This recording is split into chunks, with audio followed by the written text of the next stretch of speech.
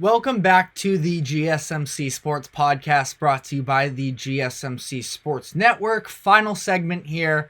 I'm actually really looking forward to talking about this one. We just finished up some thoughts on the NFL from Super Bowl 58 storylines to the Chiefs and the legacy sort of stuff that weighs on with them winning this year's Super Bowl.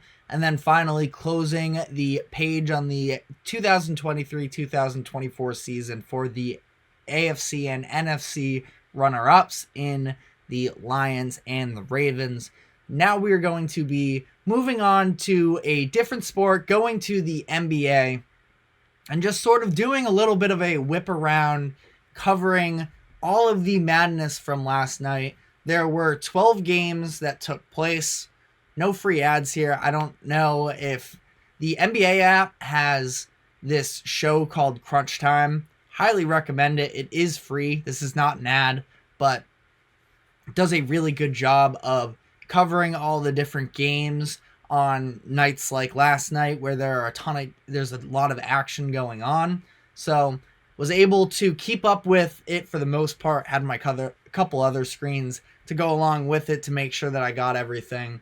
But of those 12 games, 7 of which came down to clutch minutes, which counts as a 5-point or fewer game in the final 5 minutes of the game.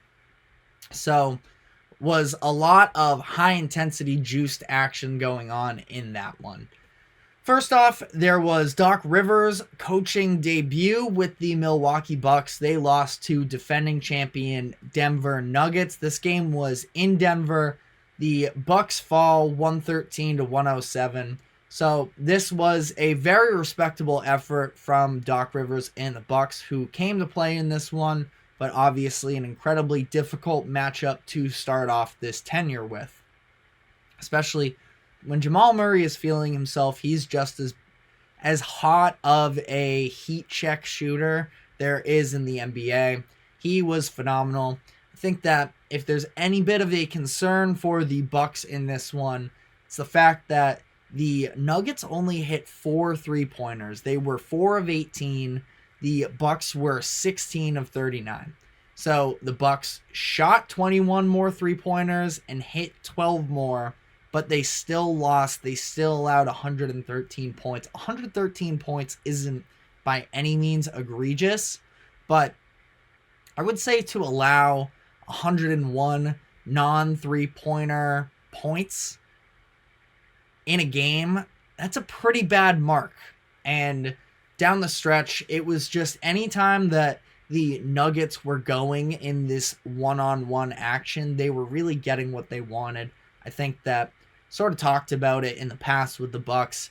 Their backcourt between Damian Lillard and Malik Beasley, they need some sort of an upgrade, I think, as far as a defensive guard to pair with Dame. Now, Malik Beasley's an unbelievable shooter. He's been better on defense, I think, this year than he has in the past. But I don't think it's a lack of effort thing.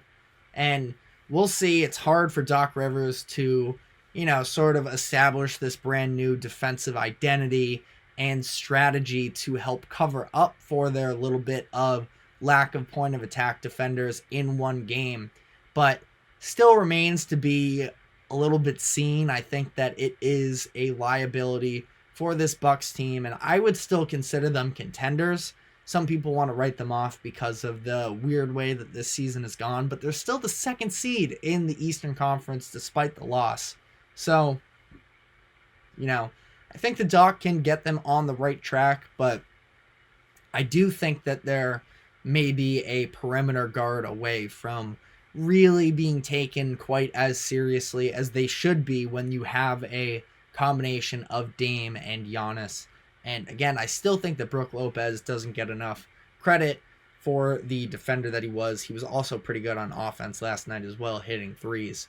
So moving on to the Western Conference matchup here, it was a battle between the Minnesota Timberwolves and the Oklahoma City Thunder. At the time, the top 2 seeds in the West, now with the Nuggets winning last night, and the Timberwolves coming out on top.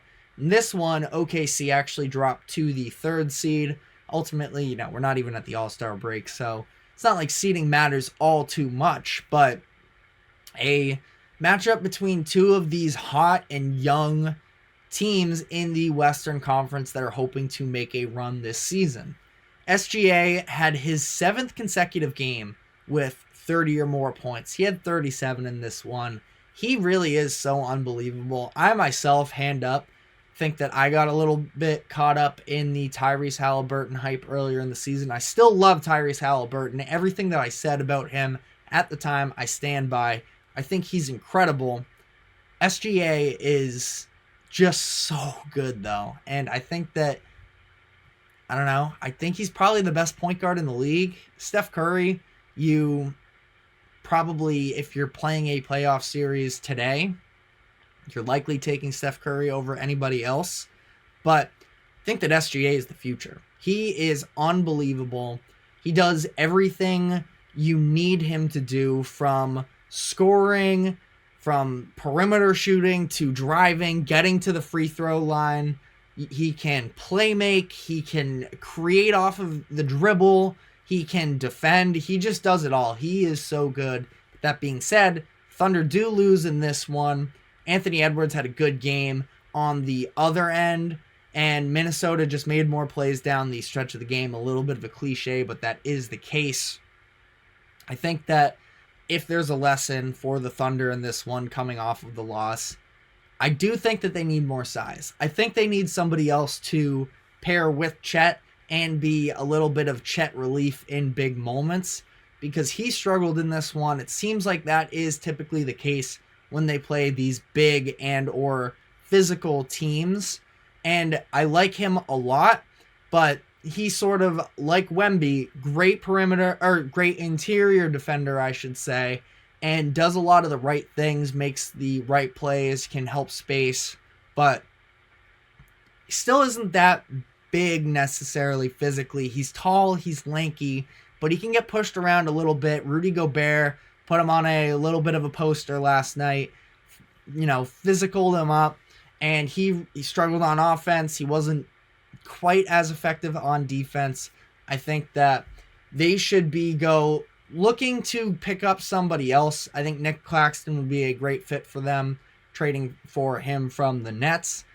After last night, when we're about to get into the Cavaliers, I really like the idea of them trying to work out a trade with the Cavs to try and poach one of Jarrett Allen or Evan Mobley, where I think that it's a little bit redundant there in Cleveland. Again, about to get on to them, who have been unbelievable.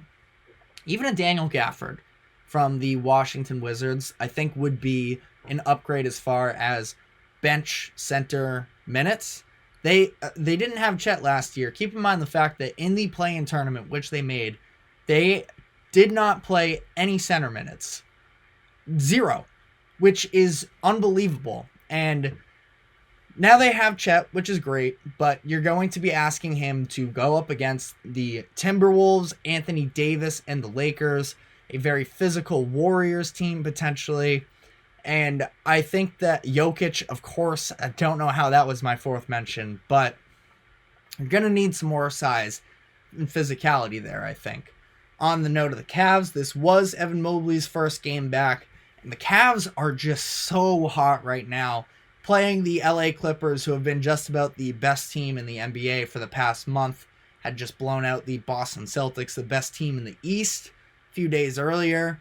And this was another game that was close, but it was the Cavs pulling away late. Donovan Mitchell, he struggled from 3, but he finished with 28 and 12. Jarrett Allen was 20 and 17. This Cavs team cannot be stopped right now. It's crazy the amount of production that Donovan Mitchell single-handedly holding it down in, yes, Mobley's absence, but also Darius Garland, their true point guard, is getting out of the likes of Dean Wade, Sam Merrill. I think that Max Strus and Georges Niang have been massive additions, surprisingly enough, which I did not see coming. I thought that they were, fine around the perimeter pieces, and that's still kind of what they are, but there are some really crazy efficiency net ratings between some of these Donovan Mitchell lineups that I'm sure we'll be getting more into a little bit more as time comes. finishing off with some of these last storylines, the Hospital Grizzlies took the Kings to a close game, gave them a ran for their money. This was a little bit of a wild story. Memphis went into the game with 11 players injured. They only had 7 on the active roster available to play to enter the day. And the minimum allowed to play in an NBA game is 8. So they had to sign Matthew Hurt to a 10-day contract in order to be eligible to play in this game. He actually scored 10 points for them off the bench. Scottie Pippen Jr., he gave some pretty good minutes there. They're just such a weird team, the Grizzlies are, with all of the injuries that they've faced, and yet they compete really well. I think that Taylor Jenkins, their head coach, is doing a very good job with them. We had a shootout between the Mavs and the Magic. The Mavs trailed big for the first half, but they went on a huge run in the third quarter. And then from there, it was just such a fun shootout between the two. It was Luka Doncic versus Paolo Banchero and Franz Wagner. It was just a back and forth. There was a stretch of a few minutes there in the fourth quarter where neither team could miss. Luka had a slow start as the Mavs trailed, but he finishes with 45, 15, and 9. Tim Hardaway Jr. with another huge game as well. Still can't decide whether I want him or Malik Monk as my sixth man of the year, but THJ is making an argument, that's for sure. And then the Orlando duo combined for 57. Final game I have notes on, the Boston Celtics came back at home by 10 points in the fourth quarter to beat the New Orleans Pelicans. It was a really slow start on offense as far as shot making wise, which sort of, with the Celtics, a little bit too often leads to them playing not ideal defense. I think that a lot of the time, and it's not the Celtics alone that are guilty of this, but the two sides of the ball are very much intertwined for them, and they were getting pushed around a little bit. New Orleans, obviously a good team and a physical team at that.